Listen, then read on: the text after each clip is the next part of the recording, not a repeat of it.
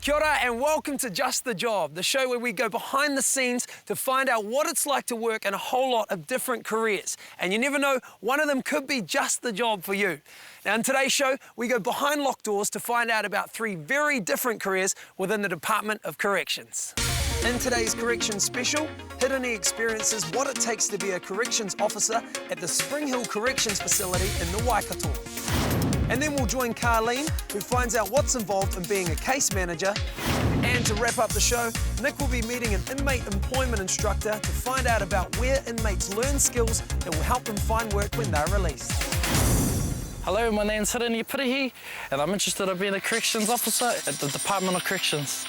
So today, Hirani will spend the day inside the walls of Spring Hill Corrections Facility, a 650-bed prison for males located in the Waikato.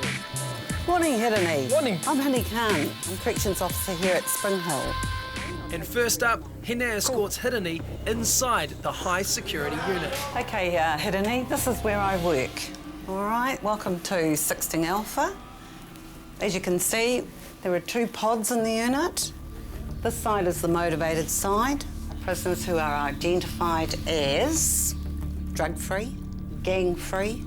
They're compliant in the unit with the rules of the unit, and their behaviour is good.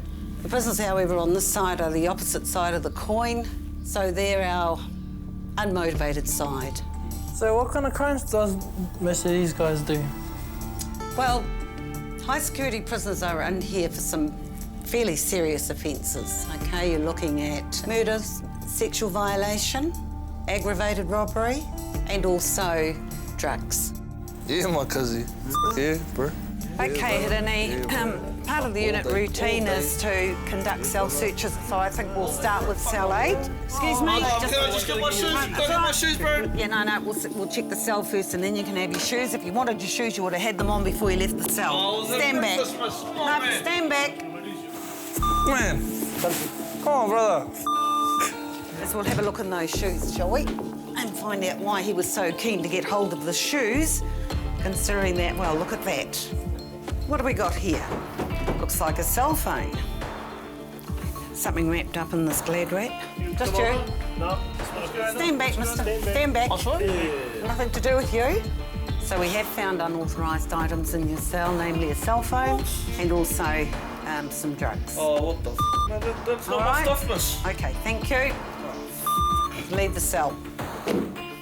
The rest of the cell comes up clean, but abusing staff will have serious repercussions for this prisoner, and his misconduct will be investigated further, leading to disciplinary action. Corrections officers are frontline and they're on the floor with the prisoners on a daily basis, so we cop everything, absolutely. Dylan Phillips is a career criminal specialising in car theft for a gang, and he's halfway through his 5-year sentence. But corrections is not just about punishment, it's about rehabilitation and reintegrating an offender back into society. What sort of family support do you have out there? Not a lot. Well, Mum died a few years back and I haven't talked to my dad in, I don't know, 15 years or something. You know, nothing's worse than not having contact with your family. From my own experience, I didn't see my dad or talk to him for a long time. And then I find out he's passed on, so it's not a good place to be. Could you try and get in contact with him? Yeah, if you're able to give me the details, I can make the initial call. In this situation, public safety is the first concern, so Hine needs to make the first contact with Dylan's dad. So I just thought I'd give you a call to see how you felt about speaking to your son. Dylan's dad is willing to see him, but because of Dylan's history of bad behaviour, Hine needs to get sign-off from her manager, Principal Corrections Officer Paul Dickinson. So just to let him know this wouldn't have been approved if his behaviour had continued like it was 12 months ago. So it's just like a little bit of a reward for him. Yeah, Let him know sure. that. No Thank problem. you. Okay. All right, great. Thanks, honey. OK, bye-bye. Thanks, bye. Hey, son. Hey, Dad. How are you? But a lot of time has passed, and there's no way of knowing which way this visit will go. So what have you been doing for the last 15 years? Well, I've got to be honest about that. We can't rehabilitate all of them. It doesn't happen. You've got some pretty hardcore people in here that'll come in here, play the game, and go back to the same old out there. And then they'll be back again before you know it. I was thinking I want to get into something that would, benefit me. Get into some skills for when I do get out, so I don't have to mix in those same circles and end up back where I always have been. Yeah, looking back, I do recall, and I know it's been a while, but when you're a young fella, you used to like knocking around with me and helping me out in the timber yard and banging a hammer around the... Yeah, I think I do. Yeah, I think I do. If we're able to work with prisoners and mentor them and hopefully assist them in making good choices, I think I'd feel quite pleased about the fact that I've done my job well, and to see them get released and make good decisions out there. Hey, miss, do you think you could get me into doing some carpentry? For Dylan, the visit organised by Hine has triggered him to make a change in his life. Sure, I'll put the referral in and get back to you, OK? Yeah, that'd be awesome, thanks. When I see people change like that, I do feel quite proud, but also I feel quite successful too from the point of view that I've assisted them to get there. Being a corrections officer, communication is pretty intense, but I reckon it's a pretty cool job. There are no specific qualifications to enter this career, but life experience and good communication skills are essential. Because of this, corrections don't consider people straight from high school. You must also be physically fit, have a clean driver licence, a first aid certificate, and no criminal convictions within the last 20 years. If accepted, all training is given to you on the job by the Department of Corrections while you are earning. Corrections officers progress in their careers to more senior roles as they gain experience. Don't go away, because after the break, we're back at the Spring Hill Corrections facility to find out how the role of a case manager can play a big difference in the lives of those inside.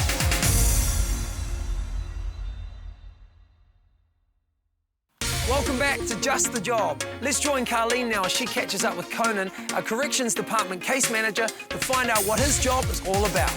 Hi, my name's Carleen Wanakua and I'm from Onehunga High School, and I'm here to find out what it's like to be a case manager for the Department of Corrections.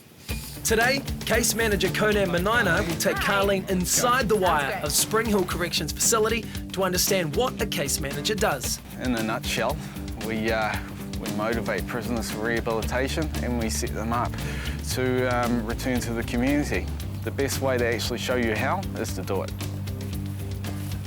We're going to meet a prisoner for the first time and then develop an offender plan. My job is to try and understand what led you to offending in this manner, aggravated robbery, and how we're going to stop that from happening again. I needed the money, eh? That was the thing, eh? Just needed the money to pay for the drugs. So, what did you find out in that interview? Well, we found out that James had a drug problem. He could benefit from a drug treatment unit rehabilitative program. Having discovered detailed information about James, Conan and Carleen create his offender plan. During the prisoner's sentence, Conan works closely with many other people within corrections to make sure the plan is being followed. This communication between staff is important to reduce reoffending. The offender plan involves James's sentence from beginning to end, and pretty much is the core of my job. It will include his rehabilitation and other things such as work, education, health, and so on. Conan needs to review Dylan Phillips' offender plan. Dylan wants to move away from his criminal lifestyle by starting a carpentry course. I don't want to be coming back to this place, and I think carpentry, you know, getting a job down in the workshops and learning some skills is good. It'll be a good way for me to sort of continue with the rehabilitation. Okay, so those sound like all the right words. So, I mean, that's a good thing, but I'm just going to ask, are you still rolling with the gangs? The hardcore ones, they've all come from a gang life. They've been involved in gangs all their lives. It's all they know. That is their family. So It's very difficult for them to separate themselves from gang members when they come into prison. Well, like I said before, hanging around in the unit with the same people, doing the same things, it's pulls you, keeps you in those same circles, and being out of the unit, being in carpentry, getting learning skills like that, it would really sort of bring me away from that group of people, and it gives me the opportunity to work by myself and earn some skills. So, you know, when I do eventually get out of here, I don't have to get in with run with the same group again. It's quite rewarding. You get an insight into people's lives. You get a different perspective on certainly on some of the hardships people have had to come through. Conan is convinced that Dylan's motivation to change his life is genuine.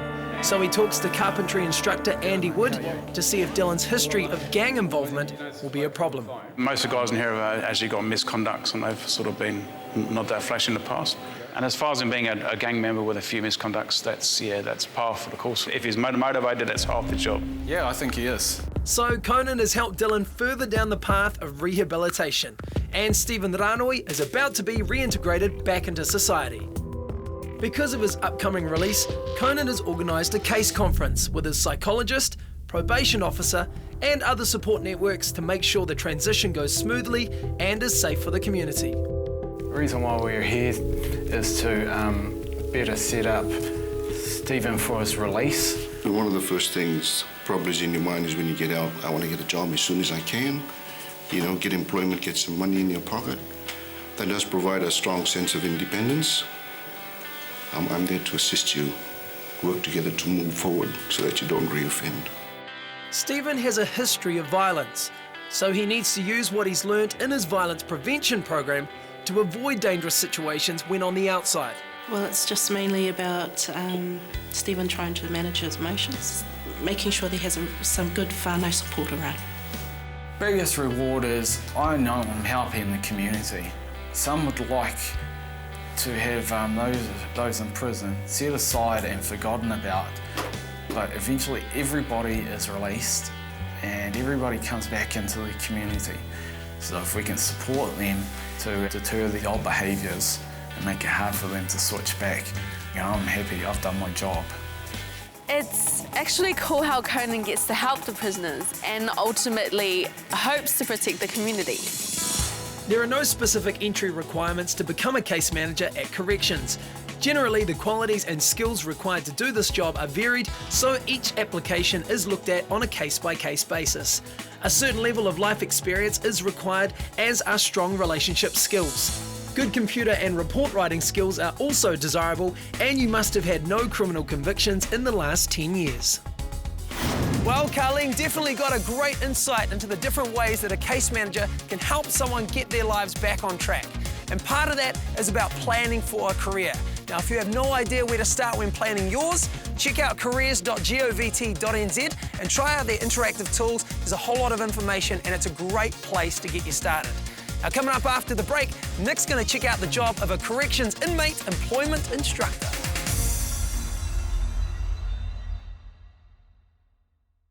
You're watching Just the Job, and this week we're looking at 3 very different careers within the Department of Corrections. Next up, Nick is at the Spring Hill Corrections Facility Workshop to learn about the role of an inmate employment instructor. Kia ora, my name is Nick Goodhue and I'm from Dulles College in Auckland. I want to see what it's like to be a corrections inmate employment instructor. Corrections Inmate Employment, or CIE, deliver approved NZQA training programs where prisoners gain qualifications and valuable skills so that when they leave prison, they have a better chance of finding employment or securing an apprenticeship. In all of New Zealand's prisons, the kitchen, laundry and grounds maintenance is done by the prisoners. Today, Nick meets Jeanette Mathers at Spring Hill Corrections Facility. Hi Nick, I'm Jeanette Mathers, I'm the horticulture instructor here. Okay, you ready? Yep. Let's get into it, mate. The skills prisoners learn are skills that are in demand in the New Zealand economy, including engineering, forestry, painting, pig and dairy farming, concreting, house refurbishment, house maintenance, catering, laundry, joinery and horticulture, where Nick is helping out today. What do you find rewarding in this job? I love my job here. I've taught in private sector, I've taught university, and to be honest, these are probably the best students I've ever taught. Most of them well-behaved, most of them are very, very respectful, but mainly they want to learn, they enjoy learning. The horticulture course is a mix of theory and practical. We'll just get some tools out. Oh, those tools look pretty dangerous. Oh, they can be in the wrong hands, but each tool has its number and each tool's accounted for by the end of the day. We shed a board like this, so I can pick up very quickly if there's a tool missing. If there's a tool missing, these guys don't leave this place until we've relocated it, okay? And if they have left and it's missing, the whole prison goes into search mode. Well, that lockdown. Okay. Basically, the prisoners get locked down and then they search every single cell until we can find that tool. Now it's time to get to work. But if a prisoner can't find work when released from prison, the temptation to return to crime is stronger. So finding work on the outside has a direct impact on reducing reoffending. And Stephen Ranui is about to be released, so Jeanette wants to know if he has learnt skills and knowledge that he can use to earn a legal income on the outside. You know how they grow? Yeah, grown on mounds and that, so that there's better drainage for the plant. They cover with plastic, black plastic.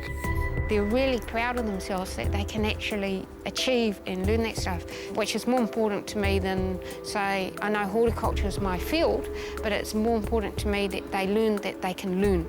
So, how will Stephen transfer what he has learnt to life on the outside? I know I can take those skills, and I've got family land on the outside. I can start my own strawberry growing business or something else. But I know it's going to help me a lot on the outside. I'll be able to contribute to my family as well as the community. But Jeanette never forgets that this is not a normal teaching environment. Thanks a lot. I learned such a lot there. Okay, awesome. mate. Okay, come over here for a minute. Can you carry on? Thank you. Basically, you don't touch me, okay? Oh. Okay. I don't allow any bodily contact with me. That prisoner may be wanting maybe just a friendly pat on the back, or that prisoner may be trying to look for a female officer who will do favours for him. And you also got to think about what you tell the prisoners about yourself and your personal life. You've got to remember that some of these guys are the world's best con men. It doesn't hurt to be a little bit suspicious by nature to be in this job, yeah. And the safety of corrections staff is paramount. We have a little electronic activation button that we carry on us, and we have a radio. I only need to just press that button, and I would probably have about 50 officers on site here within about 2 minutes flat. Assaults on CIE instructors are extremely rare, and altercations are usually between prisoners. Be like that. Break, break, break. When a situation occurs, hey, what's going on? All personnel have a personal alarm with GPS that Central Control can use to locate them. All CIE instructors have the same initial training as corrections officers, which gives them the skills to verbally de-escalate or restrain prisoners. But CIE carpentry instructor Andy Wood has never had to use them.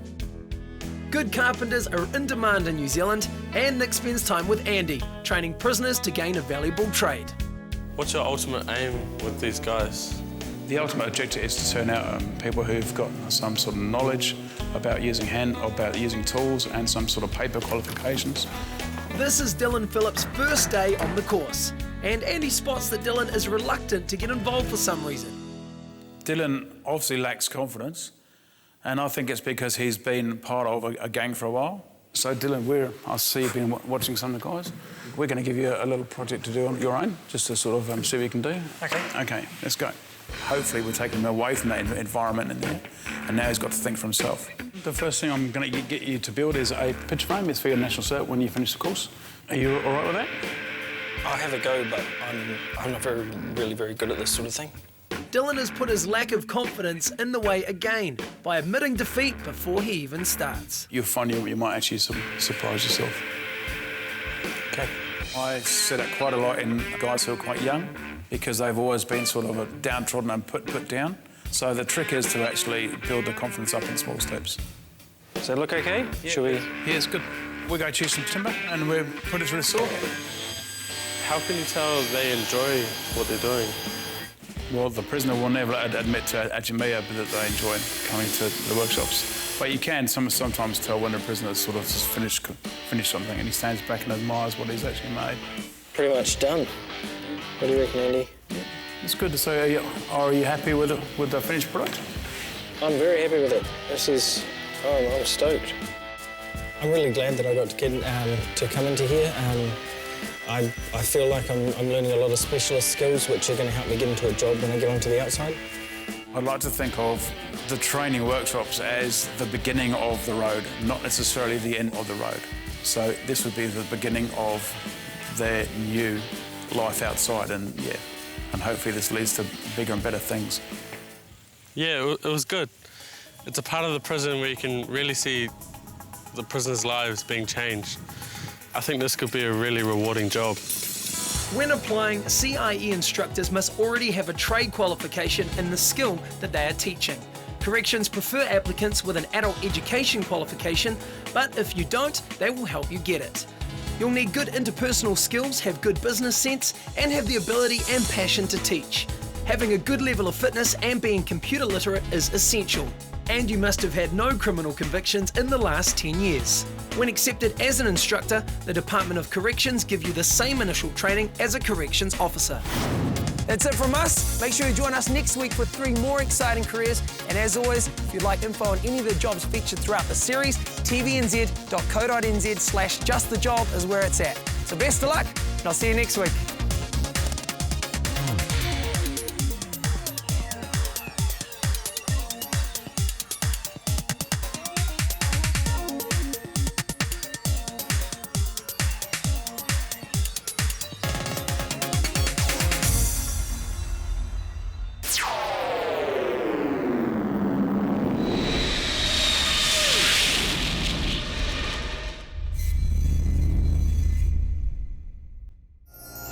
Supporting local content so you can see more of New Zealand on air.